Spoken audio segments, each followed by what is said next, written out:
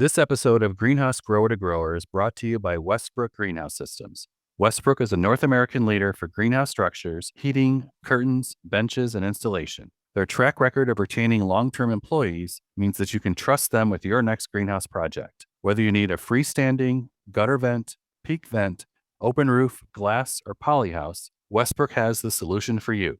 You can find them online at westbrooksystems.com, follow them on LinkedIn, or visit their booths at Mance, TPIE, Cultivate, TNLA, or the Canadian Greenhouse Conference. Welcome to Greenhouse Grower to Grower, the podcast where we talk to growers from across the greenhouse industry about market trends, innovation, their biggest challenges and opportunities, and more. I'm Brian Sparks, editor of Greenhouse Grower. Jason Wenninger of Ebert's Greenhouse Village in Ixonia, Wisconsin, was a finalist for Greenhouse Grower's Head Grower of the Year Award in 2024.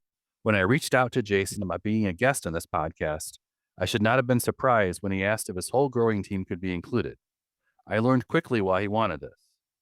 During our conversation, it became clear that despite their different responsibilities in the greenhouse, Jason and his team had two main goals.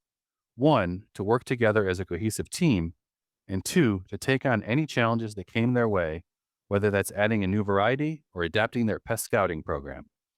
Here's my conversation with Jason and the growing team at Ebert's Greenhouse. I want to start with, you, Jason, and then how you came into this role that you have today at Ebert's. And maybe if you could talk about how some of your previous experience kind of shaped who you are today as a grower. Sure.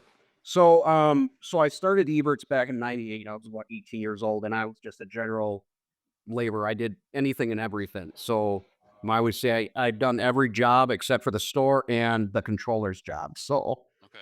I have a lot of experience of past Ebert's and what's going on right now. I left to work at BFG Supply in 2009.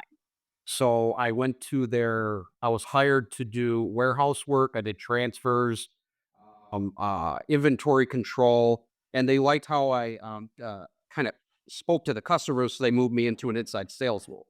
Yeah. At the time, VP of sales, his name was Mark Edebern. He was trying to put a pilot program together for the Wisconsin warehouse, the Minnesota warehouse, and the Michigan warehouse, where one inside grower would be tied to two outside growers, that's kind of what I'm trying to do here at Ebert's, kind of fast forwarding. But his idea, if one outside sales rep retired or moved on to something else, an inside guy already knew all the customers, and it was a great transition. So within a year of me being in inside sales, one of the outside guys moved on, and it was an easy transition because I knew all the customers. Fast forward about 5 years, I was outside sales, so my territory was I-94 North. I did the whole UP up to Door County, almost up to the border of Wisconsin and Canada, all the way out to Eau Claire. I know they tried getting me out to La Crosse, and I said no.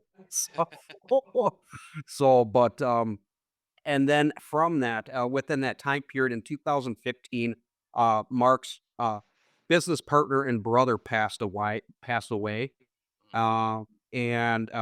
Ron's assistant grower kind of took over for about a year, but a couple things didn't work out, and he moved on. And then that's when Mark asked me to come back. So this was 2016.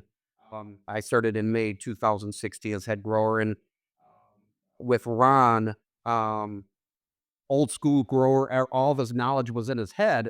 So I had to when I came back, I had to kind of recreate the wheel on everything. Now I have a very good team to kind of back me up. Very good team, support me in everything I do. That's pretty much my history. So in total, I've been in the green industry for 28 years. So. Okay. Awesome. You mentioned team there, and I should know for those who are listening to this, Jason's got a full team in the room here. So I'll just ask each of you, as you jump in from time to time, just make sure that you mention who you are, just so that, we can be aware for those who are listening. So, One thing I want to talk about, and Jason, you and I got to know each other just at least over email, I think, and then in person briefly. You were a finalist this past year for our Head Grower of the Year award, and as we were talking about some of the things that you've done and that your team's done, there were a few things that really stood out to me. One of them that I want to talk about is technology. And not being a huge operation. How you guys approach. You know, when is the right time to try something new or invest in something new, and then how the whole trial and error process plays into that. Yeah, that's a good question. So I am all for new technology and looking out for new ways of doing things uh, that have not worked.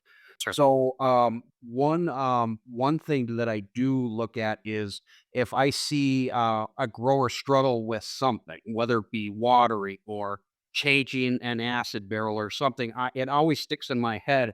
Be like, okay, I got to look at something to make it easier. The joke in the past was, okay, I want to get so efficient that um, it even changing on a hose, unscrewing the male and female fittings on a hose, I want to if that takes 5 seconds, I want to make it down to two. So, I mean, I really kind of look at how the growers react in their environment, and I try to make it better. So, because I think at the end of the day, a if a grower has what they need, the plants have what they need. As the plants have what they need, the business has what it needs, and the as the business has what it needs, then the whole business or everybody benefits from that. Okay. So my role has been kind of uh, evolving to I still look at the plants, but I'm more focused on the growers because Sure. they have what they need. Everything has what it kind of trickles down from there. But we are right now watering is our biggest thing that we're looking at right now. We water, I would say, about 70% of our crop by hand. And for the last couple years, we've been actually talking with the dram guys, with their capillary nets. So a couple of years ago, I kind of looked at I kind of put some numbers together. If we were to possibly switch over all the crops that would benefit from that, it could save us a lot of money in labor, a lot of money. So, Mark, the owner, has been gracious enough to let us trial that. So we did trial that at one of our greenhouses, and Mel, right over here, she was the person actually taking care of that greenhouse. And when a grower takes like an hour and a half to water a greenhouse by hand, it's just a grower walking through, picking up pots and making sure the system works. So the Dram guys have just been really gracious on helping us out and designing that. And if we had that happen, not only if all of our main crops were actually switched over, we would be saving a lot. Not only saving a lot of money, but we're having a hard time trying to find new blood coming in to help with a lot of this stuff. So the grower that has doesn't have to walk through or water a greenhouse can actually just walk through and just make sure everything's being watered, but then they can go to other tasks. They can help customers. I mean, that's if a grower isn't watering, they're helping customers. Or I mean, that's just the way it is. So Yeah. that's one of the big things is we Jared and I listened to the podcast you did with Josh from Kopke's. He talked about SOPs. That's one thing we're trying to work on. He talked about Bartlett. We're switching over to more Bartlett controllers. Actually, we were talking to Molly at Bartlett yesterday about some of that. Yep, there's the alarm right there. So that's so it's anything that's kind of with the way I see it. If a grower is held back, that's a problem in my eyes. So it's my job to fix that problem so they're not held back and they can go on with their way. So Okay. Okay. I'll ask anybody who's there on the team to weigh in on that. I know you mentioned Mel, some of the work that you're doing with that. So when those kind of processes happen, how does that make things easier for you, as you're trying to manage part of the greenhouse? Yeah, so I think cat mats have been one of the biggest evolutions in our technology at Ebert so far in the last couple years. watering has been a huge task, at least, a lot of us here, I mean, what you see is what you got, as far as who's taking care of, like, the crops and watering, so when we have a large space here, so, Yeah. uh managing that, like, when it's May, June, hot temps, and we have full greenhouses, cat mats have been a lifesaver. Hmm. Um, and especially that trial this past season, having half of a greenhouse that I'm responsible for, having that hooked up to the capillary mats. Was a dream come true because I didn't have to constantly come back and water it. Maybe some of the edges were, not up to snuff. That's a minor complaint in comparison to the work and hours of labor that would normally come with Right. that greenhouse not on cat mats. Um, I'm like all for trying new technology as far as that goes. I think uh, Okay. Jason has been a really good advocate for us as far as making sure that we have what we need and pushing Eberts into a direction that a lot of the industry is already in. Okay. Okay. Um, you know, as your team, looks at, learning more, not just about technology, but, about plants in particular and about the plant environment. Um, does your team keep up with, you know, evolutions in technology or production methods? And then how does that help you as growers then, improve the quality of what you're doing in the greenhouse? So I have a lot of contacts in the industry, and there's a lot of people that I kind of throw a lot of ideas. Andy Peterson being one, Mike Gooder being another, the Dram guys, of course, Julie at Viware. So I have a lot of people I can shoot ideas to, and Okay. I give a lot of credit to BFG because I feel that their trading at that time helped me build you'd get me to that point where I'm at right now.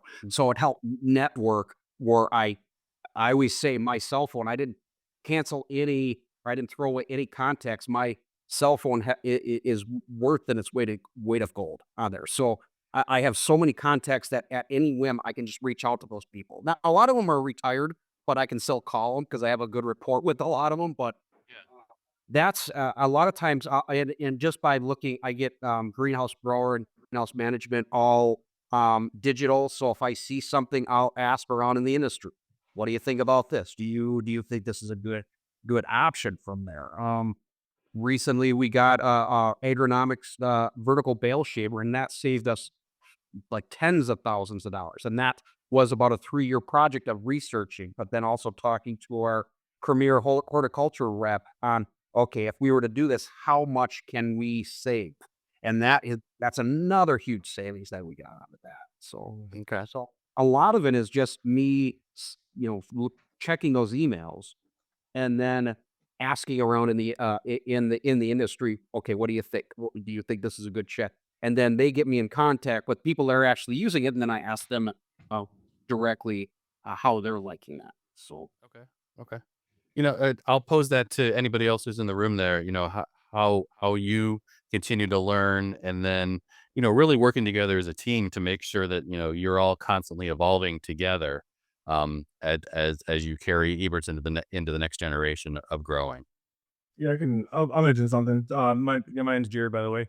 So yeah, so I think I guess we're all considered, we're Jason's assistants more or less on the team here. So, um, yeah, I think we're all on the same page as far as how we want to improve. Like Jason said, like he's got ways he wants to maximize efficiency in so many different ways, and I think we all talk so much that I think we're all really like meshed together on how we want to tackle a problem or how we want to improve what we're doing. Because like you said before, we're kind of running short on people when we're busiest. Like I'm sure everybody in the industry is, but like we hit April usually sometime in April, and we're opening usually mid-April, and we're looking for waterers, and we'll take who we can get. Obviously, we never seem to have enough help in that regard. So that's, I think, where that cabinet really shines.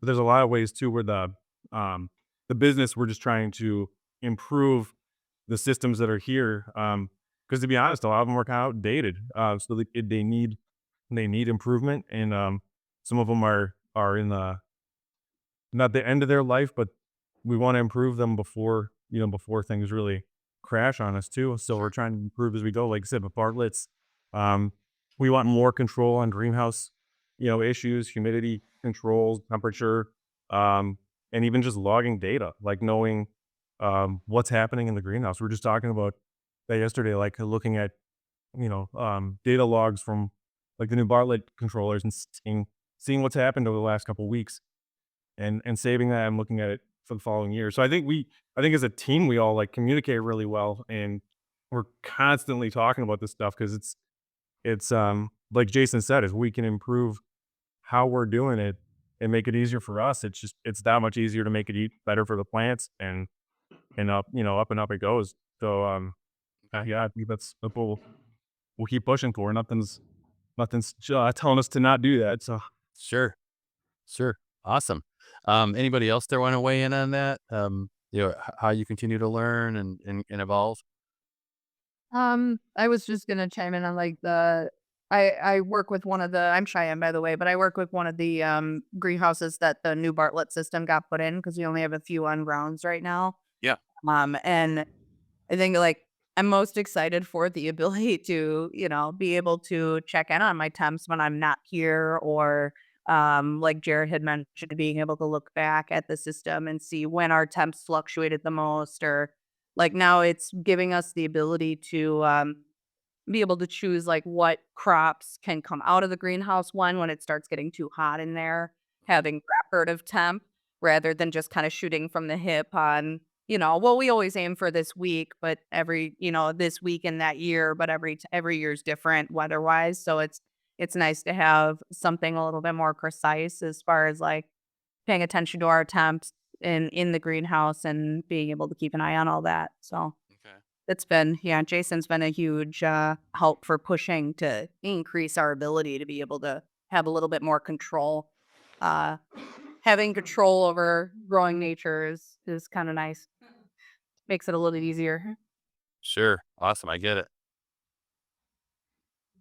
Okay. Um, I want to shift a little bit, in the greenhouse to kind of stepping out of the greenhouse a little bit. And the fact that, Eberts is both a grower and a retailer. And, I got a chance to visit there a few years back on a garden center tour. Um, you know, having that type of setup, gives you a good understanding of being able to talk directly to the consumer and find out what they're looking for when it comes to new plants. Um, how does that affect the growing side of the company then, in terms of making decisions on what to grow based on what the consumer there is telling you that they're most interested in? Well, as for what I've been kind of, and it's not making all of my decisions on there, but some of the younger generations coming out are more uh, in tune with the environment. So, Mm. BCAs and biopesticides and everything like that are becoming the thing. So, and the last couple of years, we've been really kind of focused on that. I'm going to do a shout out to Blacksmith. They have a product called Warhammer, and we are seeing really, really good results with that. And that's 10% chitosan. They what it does is it provides an immune response for a plant that the plant automatic starts creating abscisic acid, and then it's like inoculating it right there. So it's making an immune response. So if you have problems with the stress on there, whether it be not enough water in the summer, if there's a disease, the plant is actually boosting its response or boosting its resistance to help wear that off. So we're seeing a lot of good results on there. Jared and I know Shy kind of said the same thing last year as we saw a low amount of botrytis in our buildings on there because of that. Sorry, Laura than Nora. So again, Andrew Butler said it at Plant Cuddler a couple of years ago. He's like, I like science, but I'm not a scientist. I like chemistry, but I'm not a chemist. I'm going to say the same thing. It's pretty much what we see happen, and we see good results from that. So that's one of the things that we buy in a lot of beneficial insects throughout the season from Coper. Our Coper rep is great. Shout out to Heidi on that. So always, that's what I like about the industry is everybody is out there and they will share anything for a very open industry. So veering more towards safer products, not only is what the younger generations like, we don't like, we know we have to. We all have our licenses, but we would prefer not spraying chemicals. Yeah. And I'm sure all growers would be that way. So we're still staying with our conventional chemistries, but we're looking at other options to maybe lower that much. We know it's always going to be there, but if we can kind of turn the tide a little bit, is go more with biostimulants and biopesticides and less with conventional. The big thing for a grower side is it's a low resistance that like a feller disease can actually come in contact with. It can't really get resistant to it. So we're working with Julie and Jimmy at BioWorks on a dip program with EpiShield. So whenever we have our production tour, we do bring that up, and the response that we get from the customers coming in is like, thank you. I mean, it is good that you're doing that because it needs to happen. I think we're to the point where more chemistries are becoming resistant because of overuse. A change has to be made on there. Yeah. So. Well, and to your point there about, what your consumers are asking for. Yeah, I think that also extends, as you kind of alluded to, what your team and any potential new team members are looking for. There's more growers that we talk to when, if they're, making job postings available, one of the things that they'll start talking about is the fact that they've gone into biocontrols more as an incentive for somebody who's new to the industry. And, that this is a company that I see doing things the right way. I want to be a part of this moving forward. And so it sounds like you're kind of doing the same thing.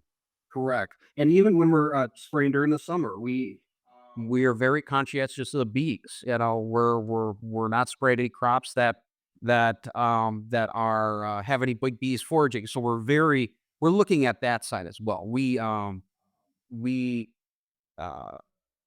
mean, sometimes it's exhausting to look at all this stuff, but we're very conscientious of other than the plants that we're actually selling. The plants that are in the beds, the plants that are in the surrounding areas. We're doing a codex for different weeds around in the area. So we know what possibly can go, come into Eberts and how to take care of those weeds. Sure. So yeah, it's a lot of different. It's like an onion. You just peel one layer off, and another one you can keep on peeling until infinity. Pretty much. It is interesting being like a retail place as well. Like you said, like, a lot of times when we're treating stuff, we do have to think about we being retail. We have all these really nice perennial beds with annual stuff planted in them too. I mean, there's tons of beds here to take care of too. So we're kind of also having to think about that aspect. Like, it's not just the product we're selling, but it's the environment as well. Taking care of that and making sure there's not vectors within it that are, contaminating the crops here. That's Like for your consumers to Red- walk through and be here. Right. So it's that is, like you said, that's another layer of that whole thing that, wholesaling, you wouldn't have to deal with probably. But it's an interesting thing with that. And I mean, even so far as, mosquito control for customers, like comfortability. One little thing that I can add to that is because I'm Scott, what I wanted to add is with the consumers, in such a busy time of year for us from spring into summer, like those 3.5 months there is Sure. swamped here during the time. But Jason's focus at that time, like no other time, it's throughout the entire season. His main focus is the quality of the plants and our reputation here at Ebert is kind of based on that. So during that really growing season when we're not open, which is early spring, starting early February coming up here, our team works the same way we do it as if a customer comes. We try to turn them into like little growers. When we go home, we try to turn them into like little growers each time. And it might be 50 people in 1 week. It might be 100 people in a day with questions. We always take the time to make sure that it could be about a wand we use, a special food or fertilizer. We just don't do it to promote a sale. We do it so they understand at home. Wow, I need to feed my plants a little bit more, and it should be petunia feed. And God, my tropicals look great now, or whatever it is. So there's all these aspects, and we've never turned somebody away that has an issue with a plant if they bring it back. We all get a call on our radio throughout the busy time. Can we have a grower come down by the store or whatever? And we always make sure that they understand what's what, and we take care of them that way. So they go home with a little bit of our grower attitude. But yeah, it's one of those things, Yeah. makes us a little different with stuff like that. So Oh, I like that. Well, and as you talk about, building that direct connection with, who was buying your plants. Um, are there new, plant categories or varieties that you've added based on what somebody coming into the store and saying, "Hey, I'm looking for this," and it's hard to find this. Have you added new plants because of that? So this next season, we're actually going to be getting the firelight petunia. So the firefly, the bioluminescent petunia. That's going to be brand new for us. And then in the last couple years, Shari and I actually manage the houseplant department here at Ebert's. That was the new developing thing. I think when I first started here, houseplant 21. Yeah, I was like the first year of 2020. So 20 is was my first season here, and there was no houseplants. And I think with Shy and I's push, we kind of had developed that thing. And as a lot of people know in horticulture now, houseplants are kind of becoming a trend, especially since COVID. So Yeah. I think through working in that department, I've learned personally a lot of different ways to attract consumer attention and trying to research. Um, plants that people want. I feel like each year and each season it's different. So I'm finding that something that may have sold really well last year is probably not going to sell really, really well this next year. It's a constant change and research and trying to figure out what the people want. But the petunia is a big one that we're super, super excited for. Sure. Well, I would imagine too, just, it's got to be both a challenge and some excitement being able to look and see, let's try something new, that we haven't tried before because people are telling us that they want it. So let's get in, let's not focus on what we've continued to do year after year. There's something new we can try. Yeah, for sure. It seems like every season is definitely a rotating door as far as like new product that's coming out, what like different wholesale growers are pushing or the grower magazines are pushing or these new crops. Like it's just always interesting to see people come in and request like something that we haven't seen before, especially as a grower who works in the plant industry and then a customer comes to you like, I want this. It's like, oh, I've never even seen that one. All right, we'll try our best to get that. Like, let's see how it goes. So, and we become approached now by places that have some crazy plant or some plant that they've had a struggle with growing, but they know that Jason's attitude towards that is, well, let's try to figure this out, or maybe it takes 5 steps, or let's try this, or he's like outside the box right away because he doesn't have a problem with like doing a trial or checking it out, and that's half the battle. Oh yeah, sure, absolutely. You have the battle in your pocket already. If you're this person with 3 new plants but nobody wants to accept the challenge because they've been real tough to grow. Right. You try to accept this challenge. Right. Jason's usually like, Yeah, so that makes it a lot easier, and that's been building upon our reputation here at Ebert's with this grow team that Jason assembled. So It almost is like we seek out the challenge. You're away from it. yeah, We want to try and grow the best, most challenging plants sometimes. Well, in worst case scenario, 1 or 2 die and you learn about it and then you do it better the next round. For sure. Oh yeah. to add on to that really quickly, just not to continue with the same thing.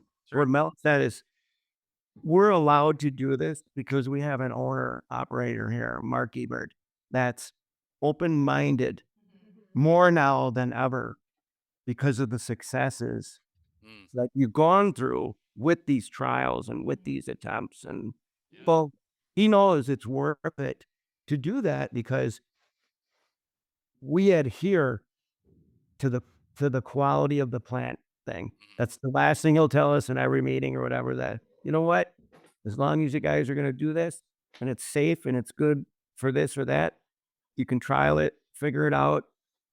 It just has to be a good quality of plant, like the ones we've been growing for years, So we adhere to.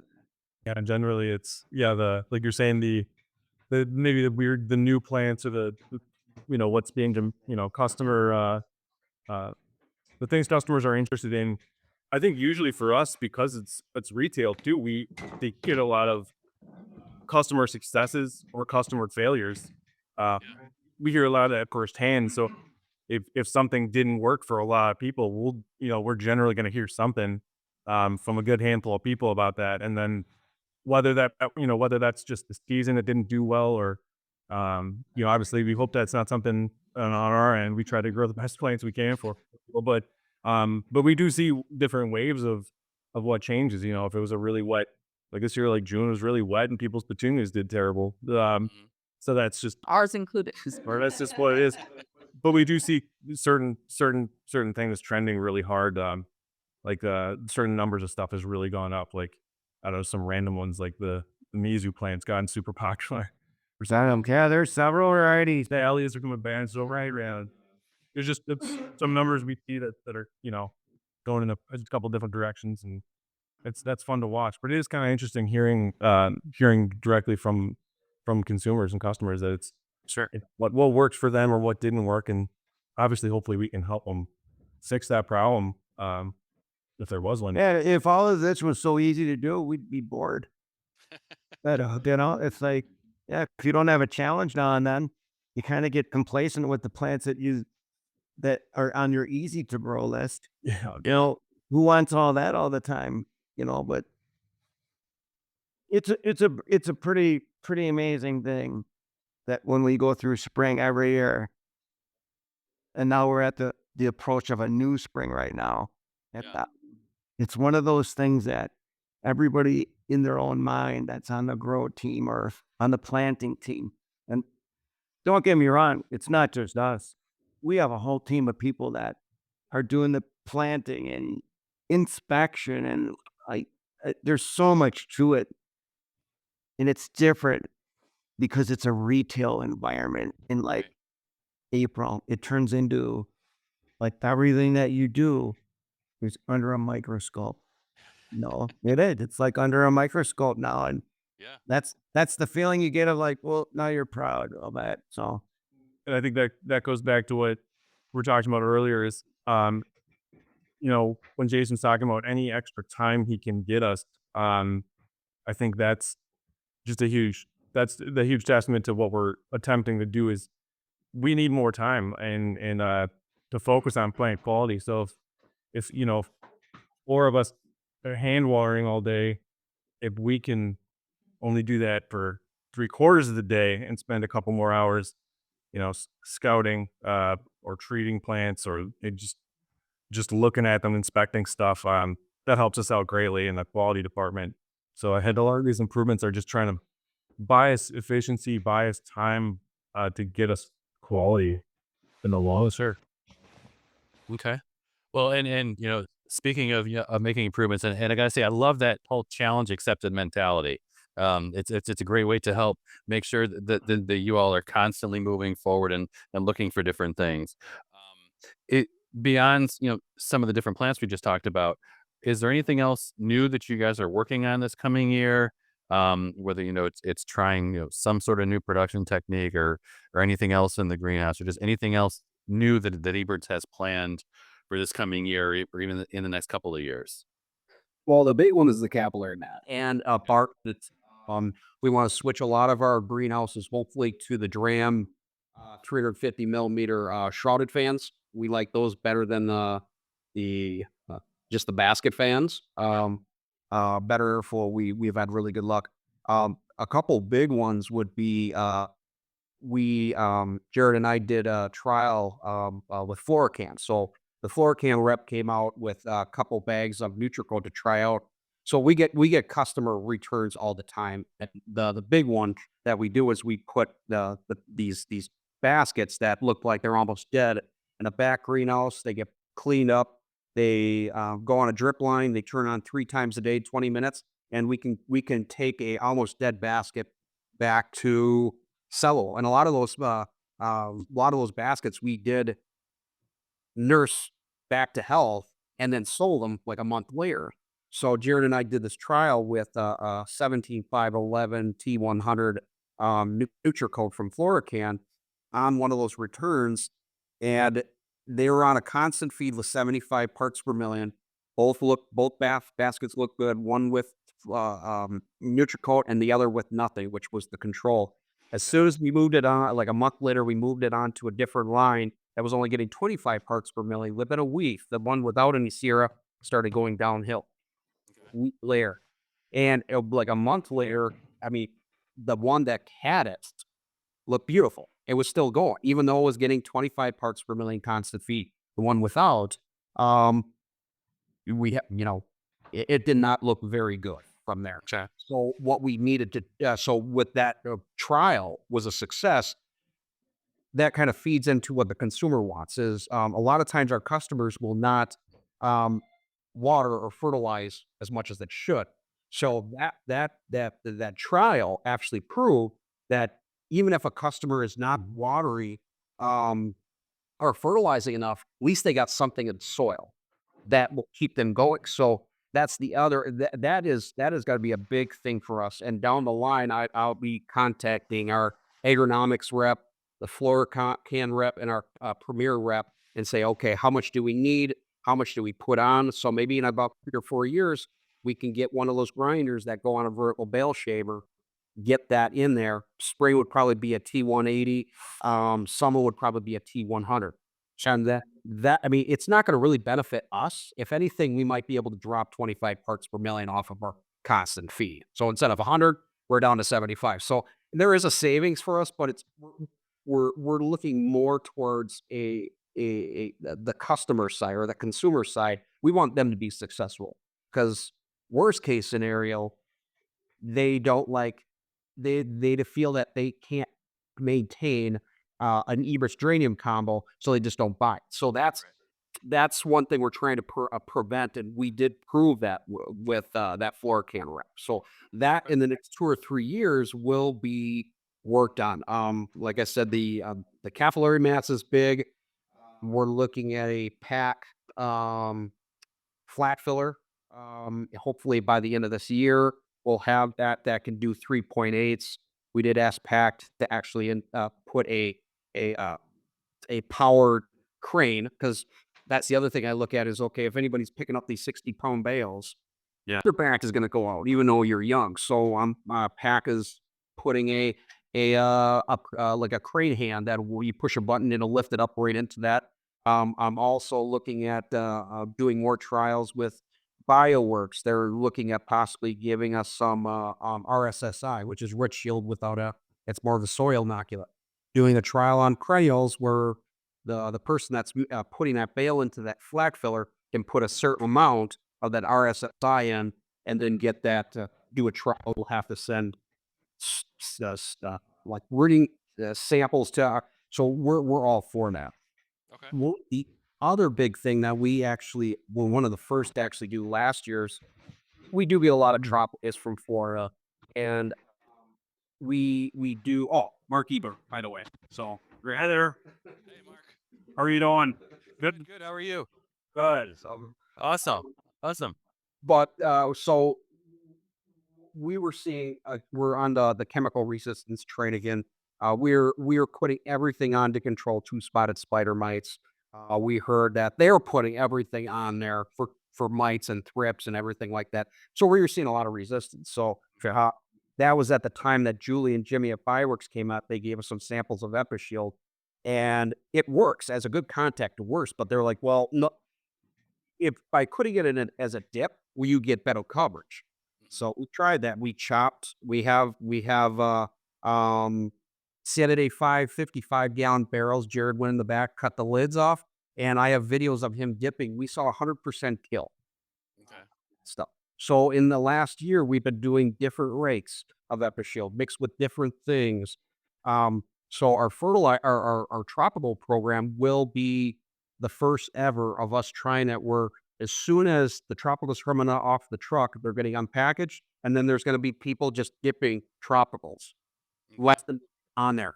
The benefit of that is there's a lot of chemical residue still on the leaves, so that will also rinse off all that residue, and then right after the program, we're going to be throwing beneficial mites on it. Just Okay. now. So it goes back where we will spray, but we prefer not to. If we can dip, also take care of eggs on it, keep them clean, why wouldn't anybody not want to do that? So that's another, probably the next, I think mid-March, that's when that program's going to start. So Okay. Mark, I'm glad you're able to join us. We've been talking about a lot of great things, everything from new technology to new plants to trials. I mean, you've got a great team in place there. Um, I don't know if you just want to weigh in on just kind of how you've seen Ebert as a whole kind of evolve recently, and maybe kind of what. And I was going to start to close with that type of question, but what are you most proud of then when it comes to how how Ebert has evolved over these past couple of years? That's a action-packed question. It it goes back to when we started. My dad with a produce farm. I mean, we started really from nothing. But the one thing I grew up with is we always looked at quality with the vegetables and so forth. And then when my brother and I got, when my brother was always involved, and then I got involved, we had a very small greenhouse, but where Ron, my brother, always took care of the plants. And um, the one thing I was always amazed at is he, and then eventually me, we always really strive for that quality, and kind of figured out the best way of doing things to get that quality. And then as we grew and grew, all these wonderful people came in. My brother passed away in 2015. That was really hard. Another gentleman stepped in, did a real nice job. He eventually went on to do his own business. Well, that's when I got Jason, Trent, Scott, and Jared were here already.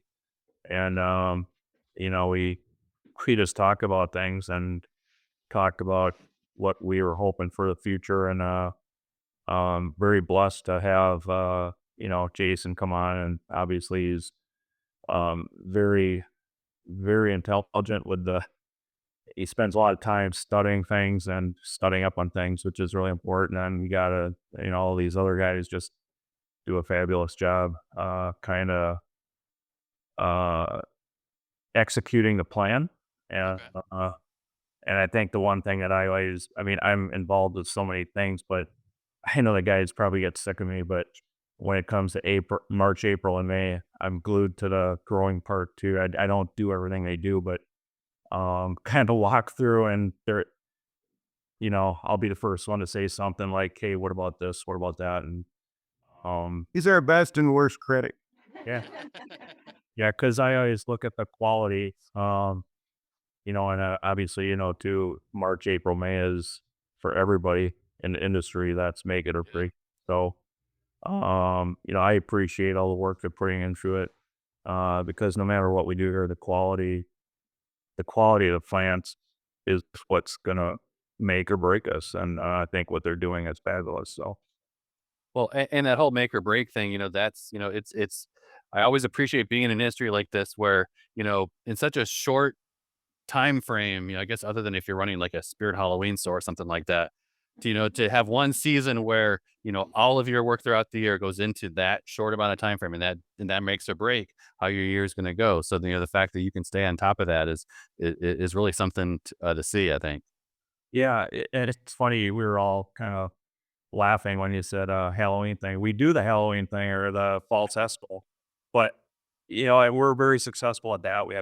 They do a great job with the mums, but it doesn't matter how big our fall gets. The spring is number one, and Right. it's spring is make it or break it. So, but yeah, I appreciate because of all the things I'm involved with. You can easily get pulled away and put your time and efforts into something else with the business. But the bottom line is, and I told these guys how important the growing is because it is make it or break it. We got excellent quality plants. People drive. We got people coming from different states: Minnesota, Iowa, Illinois, Chicago, Illinois. But they come for the quality. So it's always really important. Mhm. Okay. I'll close with, this question and I can maybe just do like a roundtable thing where we go around the office there. But, as you look ahead, what are each of you most excited about when it comes to, and not just the future of Eberts, but also the future of this industry as a whole? As we move forward, what excites you the most about where you're headed as a company and as an industry as well?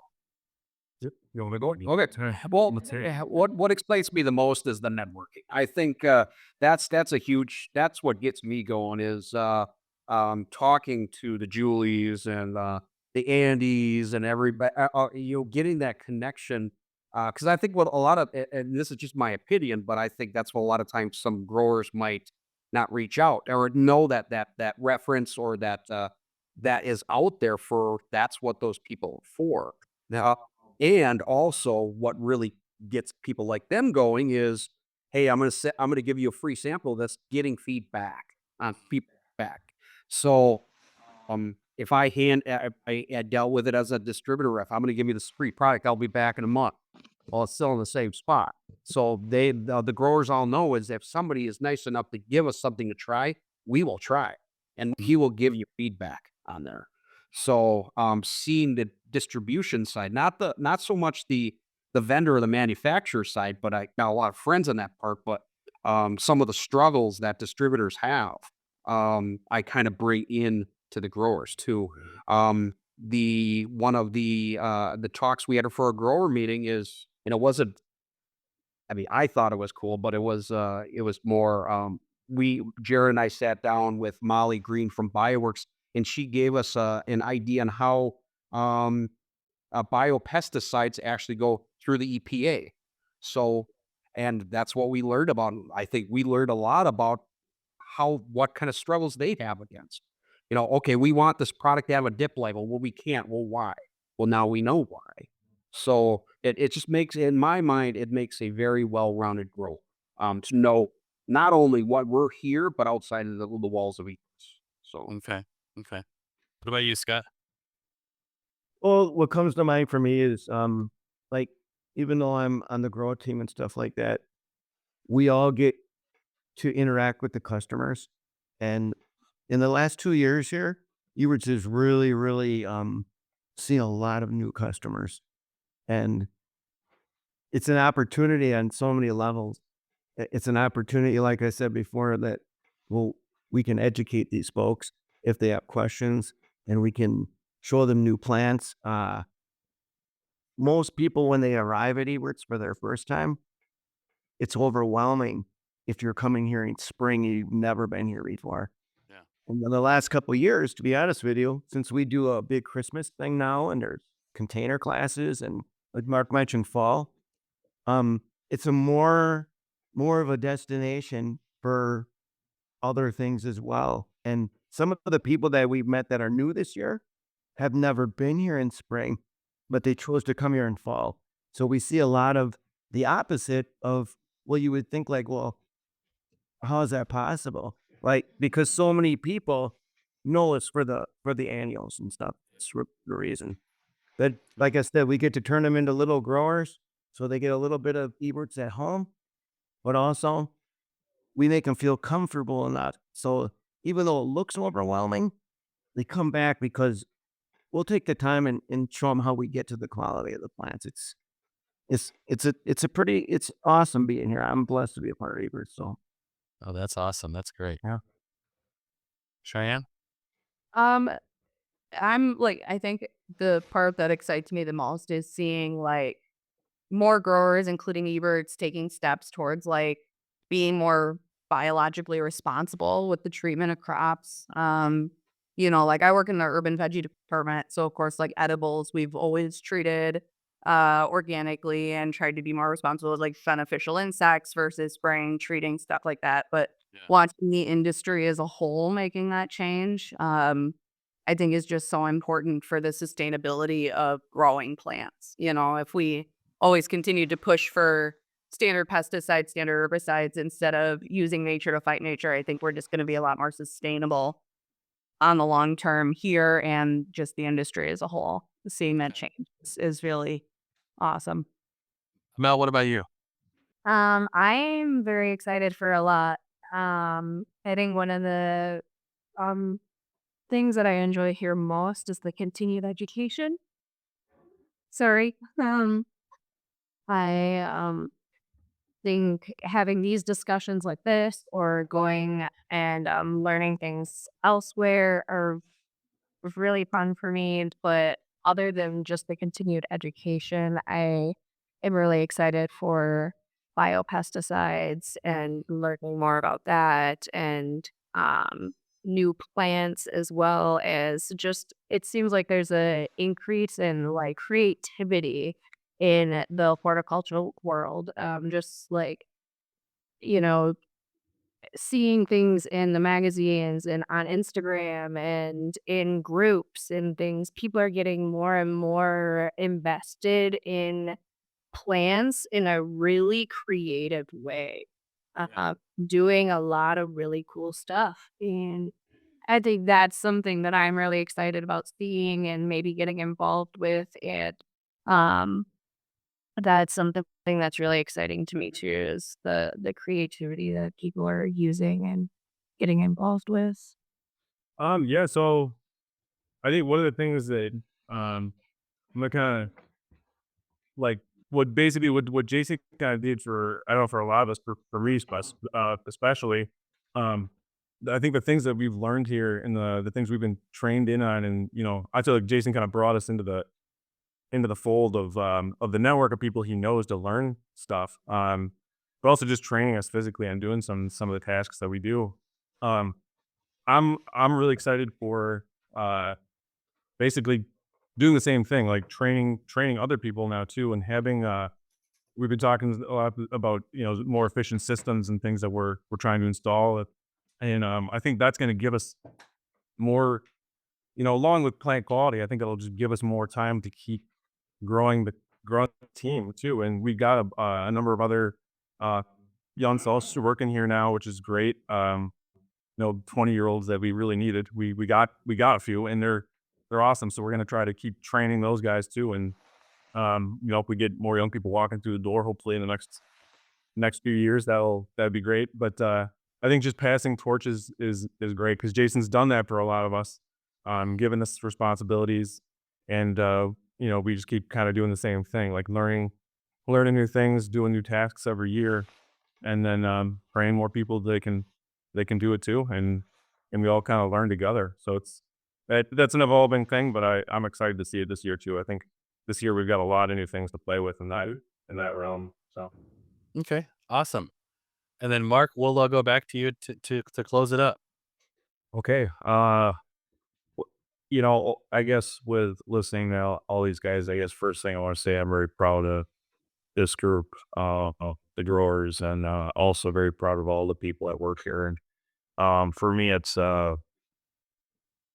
it's a true blessing from God that, as a kid, I saw nothing, just a kind of a broken down farm. And my dad was at a factory and he sold the dairy cows years and years ago.